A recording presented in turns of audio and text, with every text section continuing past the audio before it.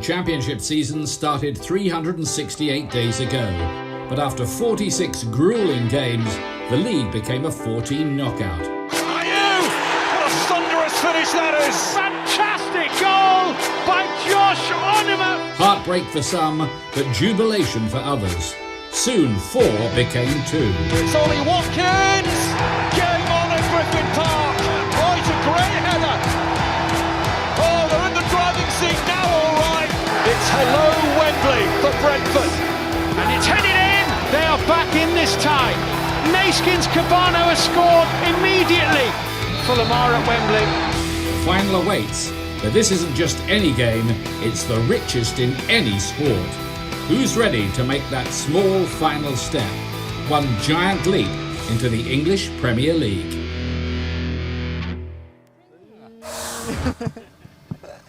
Hello everybody and welcome to the iconic Wembley Stadium. Once again, as I always say every time we're here, you know it's because it's for something epic. Just 2 nights ago we were here to watch Arsenal lift yet another FA Cup trophy, but tonight we are here for what many people in these parts would argue is a much bigger occasion than the FA Cup final. It's the Championship Playoff Final. 2 teams tonight, a little West London derby. Fulham up against Brentford. They will be battling it out for the right to join Leeds and West Brom in the Premier League next season. So much at stake here right now. So, thanks for tuning in, guys. We're streaming on a lot of ESPN platforms. You can catch us on the ESPN app as well as ESPN's Twitter, plus ESPN FC's Facebook and YouTube. Make sure to stick around for kickoff. We will be closing out probably around 20 minutes to go, but you will be sure to catch all of the exciting action. If you didn't know by now, I'm Alexis Nunes. Let me introduce my super cool crew here with me tonight. I've got my usual ride or die Don Hutchison, but absolute massive welcome to Leeds United's very own Jack Harrison. Jack, I have to say congratulations on promotion once again. We spoke earlier on in the season. I feel kind of like a proud mama. You were one of my first interviews at ESPN and NYCFC, and now here you are, one step ahead of what many people probably would have believed, and you're heading to the Premier League come next season. So now that it's all said and done, how are you feeling? Thank you. No, it's obviously been an incredible journey. I've come from New York and coming back to Leeds and ultimately getting promotion. I think with all things considered, with the virus and everything, it's been a tough year for everyone. But I think it's one thing that's been great for myself and Leeds United, and I'm just so excited to get started for next season already, which is right around the corner. So yeah, we're looking forward to it. Crazy season it has been indeed, but let's have a look at the lineups now and see the troops that are going out there for this massive battle royale. We'll start off with Brentford, Don, and they have made one change. No Emiliano Marcondes, instead Josh Da Silva comes in, but what we really want to highlight is Brentford's defence. They have conceded only the second amount of goals in the season after Leeds United, so that is a pretty solid defence, isn't it? Very solid, and it comes from the work that's in front of them with the 3 midfield players. There's a lot of energy and a lot of quality in that midfield 3. I always feel as though when you watch Janssen at the back, there might be a mistake in him. We saw that in the semi-final, so he's going to need protection. But it's a Brentford side that are so easy on the eye when you watch them. The football's, at the very highest order. It's smooth, it's silky when they play through the lines. They're a very easy side to watch. But they're going to have to start the game well tonight. You feel as though this Fulham side will press them very high. So I'm looking forward to see how the game unfolds.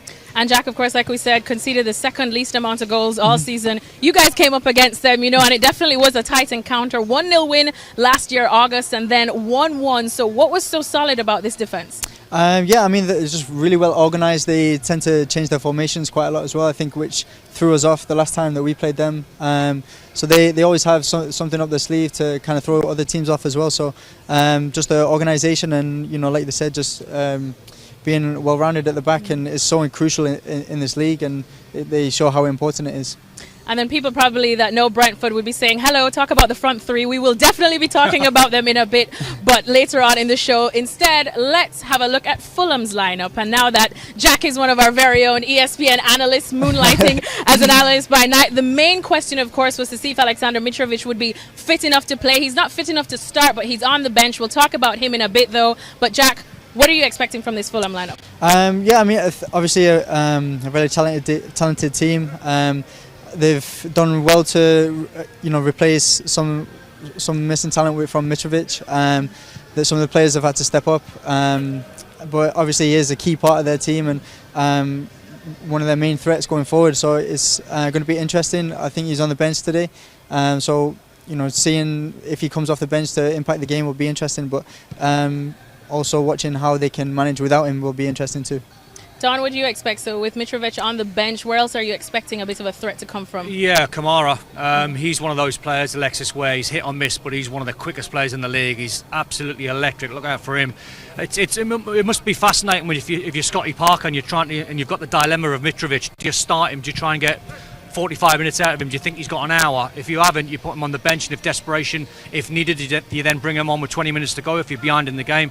But I expect Fulham to be calm. I think they've got more experience, obviously, about them. Obviously, they've played in the Premier League. And just going back to the job that Scotty Parker's done, when they were last in the Premier League, you had to deal with a lot of issues behind the scenes. There was so many players on ridiculous wages. I think over £120 million they spent in the Premier League. So you had to get rid of those players. When you go into the Championship, you've got to cull players. It's a necessity, really. Then you've got to try and build and keep who you think is going to bring you back up to the Premier League. And what a job he's done and some of his young players. All right. Well, the last time Brentford were in the top flight of English football, Jack and I certainly weren't born. I don't even think our mothers were born. Don definitely was born because that was some 74 years ago. But it's been a long time coming that the Brentford fans have been getting or hoping to get this close to the top flight of English football once again. Now they are oh so close. So we're going to find out exactly how much it means to them and how much a Premier League return would be for them with one of their biggest fans in the biz. Hi, my name's Billy Grant. I'm from the besotted pride of West London, Brentford Podcast, and this is my club, Brentford FC. There are 4 clubs in West London: Chelsea, QPR, Fulham and Brentford. And we're always seen as the smallest club, the club that basically didn't do anything for years. We've got a small stadium, Griffin Park, which I love, but that stadium's got no hospitality. It's got no space to do anything. It's a proper old school stadium. You get down to Brentford and you find out it's got 4 pubs, 1 pub on each corner. Got the Griffin on one corner, which I go to sometimes. The Princess Royal on another corner, which is where the home end stands are. The New Inn pub as well. And then there's the Royal Oak pub. Our last match at Griffin Park was last Wednesday. We played Swansea in the playoff semi-final and we beat them. So what better send-off for Griffin Park to have than to win a playoff semi-final on your home patch? We walked down to Griffin Park and there was a load of fans outside Griffin Park. They were singing and just paying their respects. The players came out and it's a bit of an emotional evening, it has to be said. Fulham, people talk about rivalries in West London. Fulham rivalry is massive, it is huge, and I don't want Fulham to ever beat us. Our attacking force, they call them the BMW, Benrahma, Mbumo and Watkins. 3 players have scored over 55 goals for Brentford this season. They've been out of this world. And they're unstoppable. When they're on fire, trust me, these guys, when they're running at you, they're crossing, they're cutting in, they're cutting out, and they're scoring goals. They are unbelievable. At Brentford, we've got some great players, we're playing some great football, and you'll definitely see it when we do our stuff on the pitch at Wembley. All right, they're one of Brentford's biggest fans, no doubt. He will be absolutely holding his breath tonight. And like I said, Brentford have won the hearts of so many because we all love Cinderella stories. And it definitely would be nice to see a couple of new faces in the Premier League come next season. Well, he mentioned a very, very deadly front 3 right there. BMW is what they call them in these parts. I know, Jack, you've definitely come up against them. We'll get your thoughts in a bit. But Hutch, what do you think about them? What makes them just so deadly when it comes on the ball? They've contributed to 80% of Brentford's goals this season. Do you know what it is? In my opinion, it's not so much the individuals, it's where they play and how they play. So they've got that system where they set up at a 3 at the top, but the rotation between them, they're never static in that position. You won't see Benrahma stand on the left-hand side and want the ball to his feet. He'll come inside and come from out to in, likewise on the other side. But they're playing with so much confidence. When you are playing with confidence, we know when you're playing, the game comes very easy, doesn't it? When you're struggling, you tend to stay in your position a bit more. You might be a little bit more static, but when you're free and you're confident, you play and you just play off the cuff, and I think that's their best quality, really.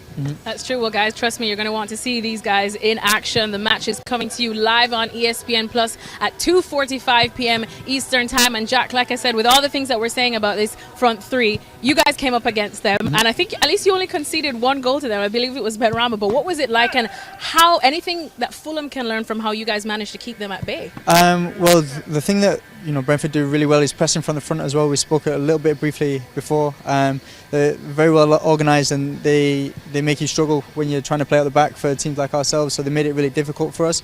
That's how Ben Rama was able to get his goal. The ball was played back to the keeper, and the keeper miscontrolled the ball, and he was just right there on him. It's so quick, and it's important, how they play and their style of play. And I think you definitely see that today. It'll be interesting to see them going up against Fulham the same way, but they have to try and play around that. I think that's where Mitrovic would have been good if he was playing. Fulham have that option, but yeah, it'll be interesting to see how they deal with that press from the front three. Sorry about if there's any chances falling to anyone inside the 18-yard box, where I said Kamara's a little bit, hit or miss. He's electric, and when he's got the ball at his feet, he can take players on. But if you want a chance to force someone in the 18-yard box, and it falls to Watkins, I mean, he is absolutely on fire this season. If anything falls to him, expect him to hit the back of the net. Yeah.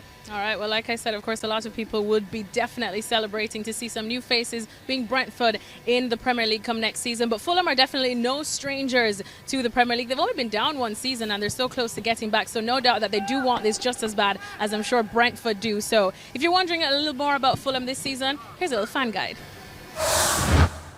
Hi, I'm Jack Collins from the Fulhamish Podcast, and this is my club, Fulham FC. Fulham are a club somewhere between the Premier League and the Championship, and we've become that yo-yo team that we always used to claim about West Brom. People love coming to Fulham, and every time we go up or down a division, you always see people being like, I'm excited about going to Fulham. So Craven Cottage is a stadium, well, unlike any other. It sounds a little bit cliche, and it sounds maybe very basic, but it's true. There are no other stadiums in the UK which actually have a cottage built in to the corner of the ground. I never heard any songs about Brentford on the Fulham terrace because the gulf was so wide. Brentford were in Division 4 carrying around a sheet after games for people to throw coins into to keep the club afloat. The rivalry has taken up another notch, and I think it would be silly not to admit that and to look at them and be impressed by what the club have done. But the rivalry is alive. I think Fulham's affiliation with America probably goes back a little bit longer than people even remember. It started off, I think, with Eddie Lewis in the late 90s, early 2000s. There is a thread that almost runs through Fulham's recent history, right from kind of the early 2000s all the way to now. That's always had that kind of American heartbeat at it. Tim Ream's been an unbelievable servant to Fulham. He's been so important to this team. He's been very much the one constant. You've seen this defence chop and change and chop and change for the last 5-6 years. The one thing that's always there, Tim Ream.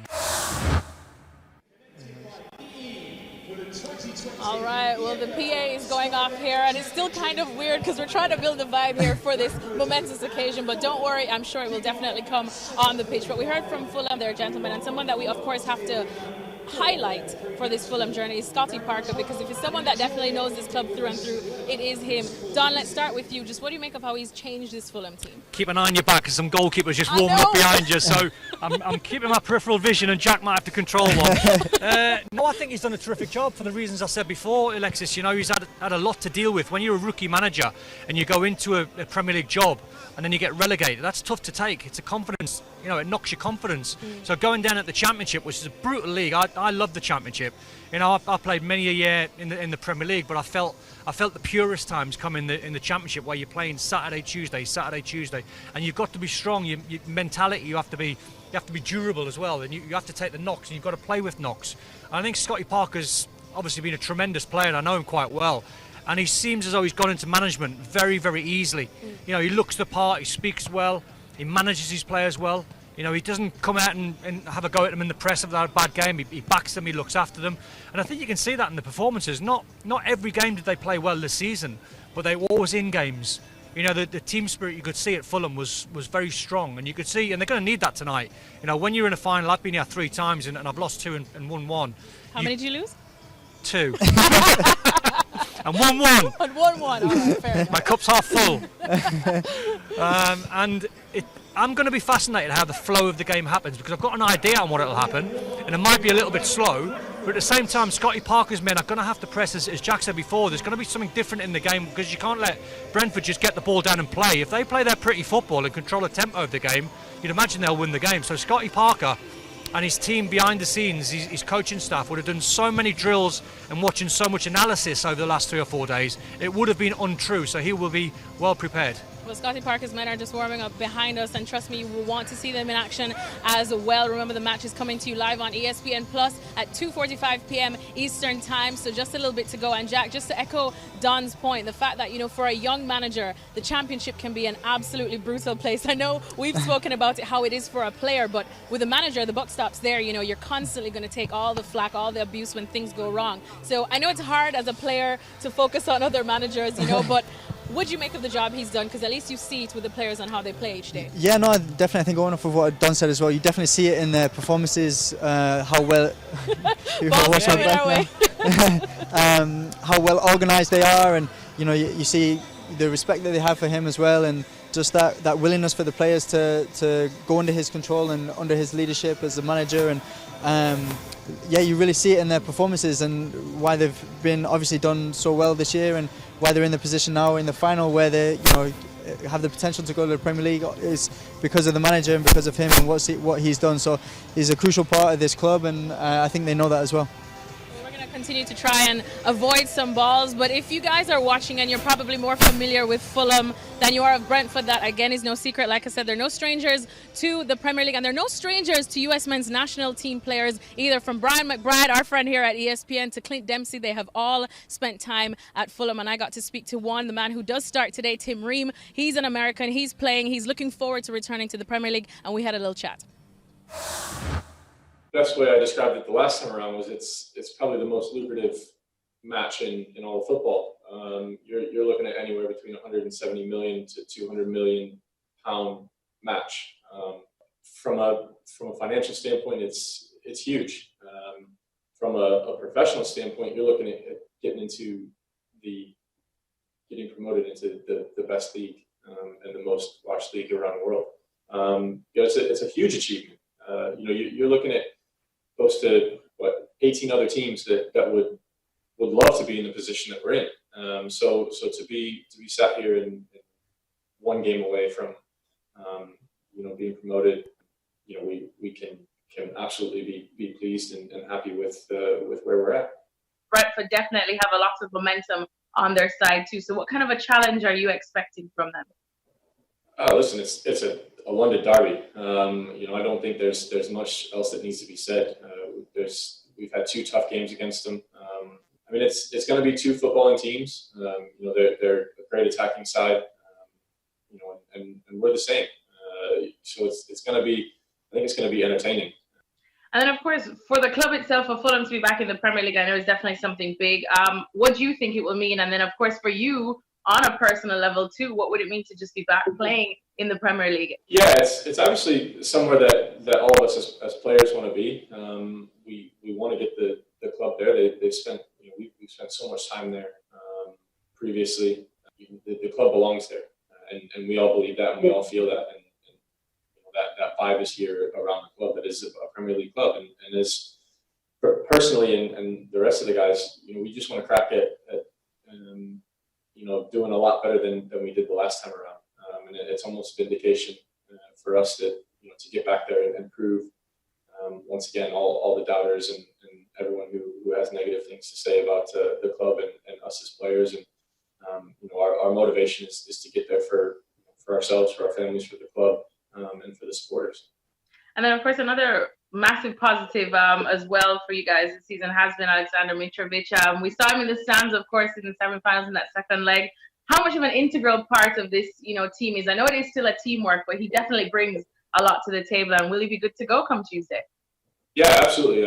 He's definitely been, he's been training with us, since before the second leg. So, all signs are pointing that he will be.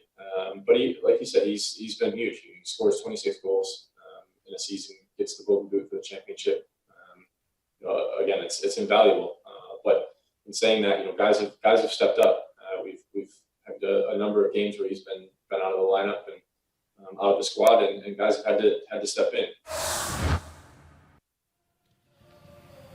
The USA's very own Tim Ream there. He is starting today. So all the Americans, you guys can see your boy in action. 2:45 p.m. Eastern time. The clock is ticking away until we get to see all the action live here on ESPN+. Now, one of the guys you just mentioned right there, Alexander Mitrovic, we do usually make a big deal out of him, but he has suffered an injury and he's not fit enough to start, as we said at the top of the show. He's on the bench, though. Don, how do you expect Fulham to use him today? Sparingly, I would have thought if it goes to plan, they won't need him at all. And that's why Scotty Parker's put him on the bench. So it's more of a desperation thing. If someone's not 100% fit, you can't take the risk in starting, because then you've got to make changes very early on in the game and it upsets the rhythm and what you've been working on. So it'll be a case of if Fulham are losing, I would imagine probably 15-20 minutes to go, they'll get him on, they'll put long balls in the box, and they'll try and use what Mitrovic is good at, and that's bullying centre-halves, his physical strength. With Kamara playing tonight, it's totally different. He's going to try and run in behind, so it gives them a different option. But with Mitrovic, he will be a loss. Jack, what do you think? Yeah, no, I agree. I think use him only if they need him.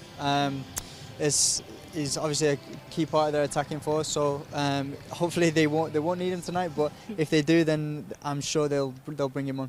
If it's one game to risk it all and probably risk another slight injury, it is definitely this one indeed. Well, like we said, guys, remember 2:45 Eastern time is when kickoff is here at the iconic Wembley Stadium. But earlier on, when I was talking to all our Twitter followers about this show and previewing it, I did say that even though it's all about Brentford and Fulham tonight, we are going to talk some Leeds United, because we got your boy here, Jack, and we have to, I suppose, like I said, I'm sure Don wants to pick your brain as well, because how good is it to see Leeds again in the Premier League next season? You must be looking forward to some of the juicy rivalries. We know that United might be looking over their shoulders, Chelsea as well. Which one are you relishing? And definitely, I think the United game, I think a lot of Leeds fans are looking forward to that game as well.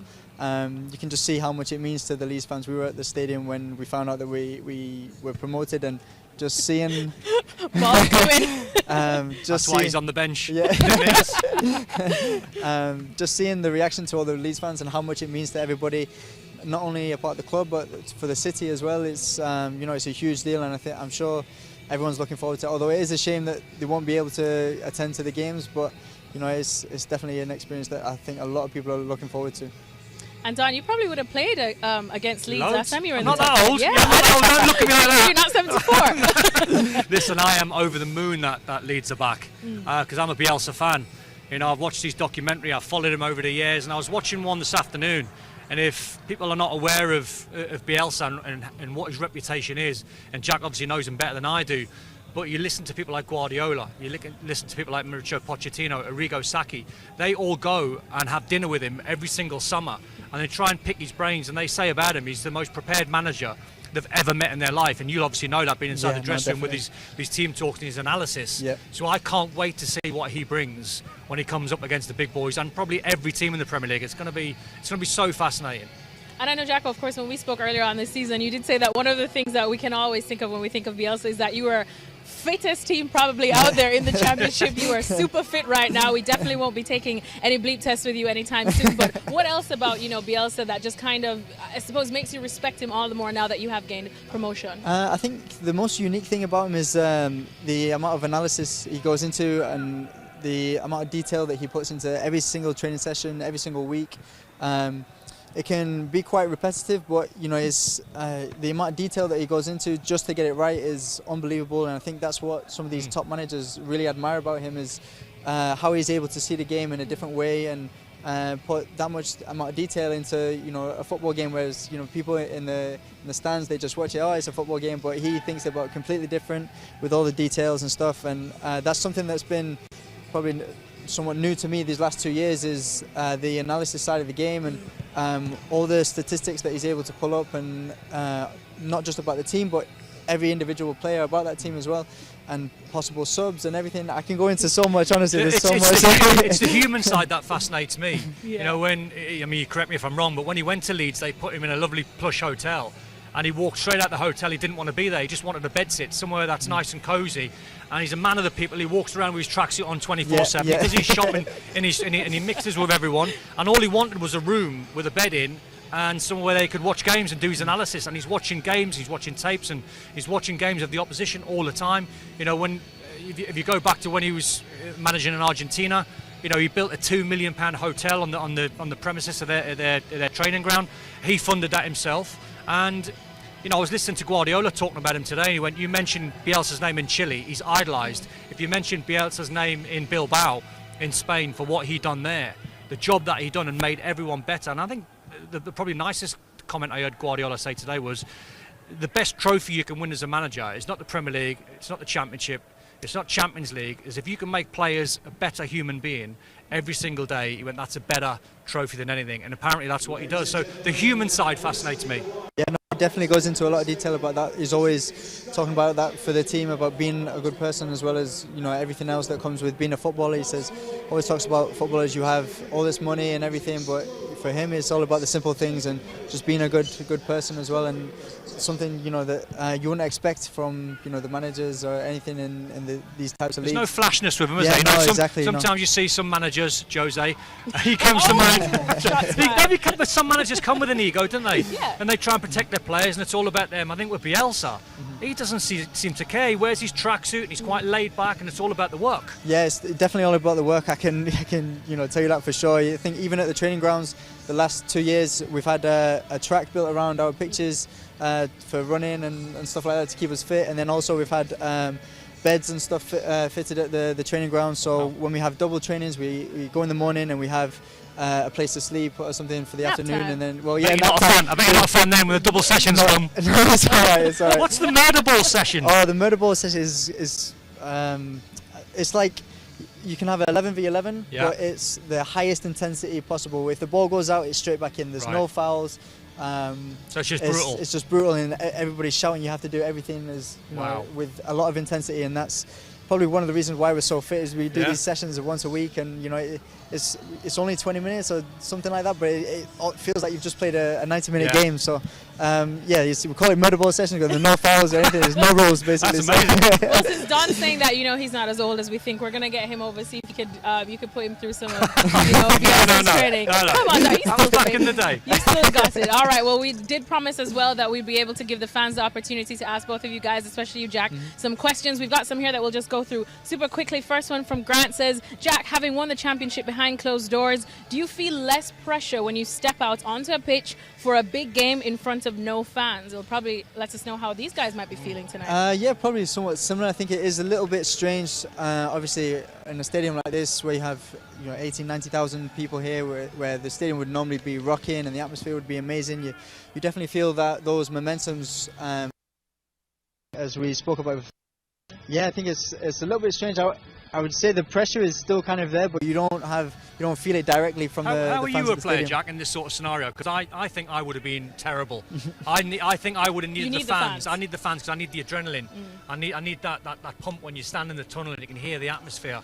Something like this would freak me out a little bit. I think I'm probably a little bit different to everybody else. I just kind of I like to be in my own zone and just kind of what I'm doing. I don't like to think about too many influences trying to affect my game, so I'm all about that. So for me, it kind of helps me out a little bit. But no, as for someone like yourself, you obviously thrive off the energy from the fans. It can be incredible to play in games, especially like today as well. So it's a massive difference. All right, well, I think there's only about a minute and a half left in the show, so we'll squeeze in one quick question from Coach Dan Lawson. He says, what does Jack anticipate the biggest difference between the Championship and the Premier League will be, and do you plan on preparing differently, I suppose, now in pre-season than you did last year? I think we had a little bit of a taste in the Cup last year. We played Arsenal at their place, and with the stadium, it's obviously incredible, and I think we would prepare the exact same way for any other game. I think, like I just mentioned before, the amount of analysis that we go into is incredible. So I think as long as we follow that and what we've done these last 2 years, there's no reason why we shouldn't be successful in the Premier League. So the bizarre thing, the difference between, Alexis, is the Championship and the Premier League, which is really, really strange and really, really contradictory, is you get more time in the Premier League on the ball. Honestly, the Premier League players give you more time because they are super confident in their ability. I remember going to Old Trafford many a time, and I've walked away from Old Trafford thinking, I played quite well today. Lost 4-0. Because they let you play, because they've got better players than you. So in the Championship, where it's brutal and the intensity is like ridiculous, and you have to perform at the very highest level, and you have to be fit at the very highest level to compete. When you get in the Premier League, it's a little bit easier in terms of your fitness, and then the amount of time you get on the ball will increase. You'll have more time on the ball, so therefore your decisions have to be a lot better because you're going to spend a lot of time on the ball. But the mistakes in the Premier League, it's where it hurts the most. If you make mistakes in the Championship, you can get by. Premier League, totally different.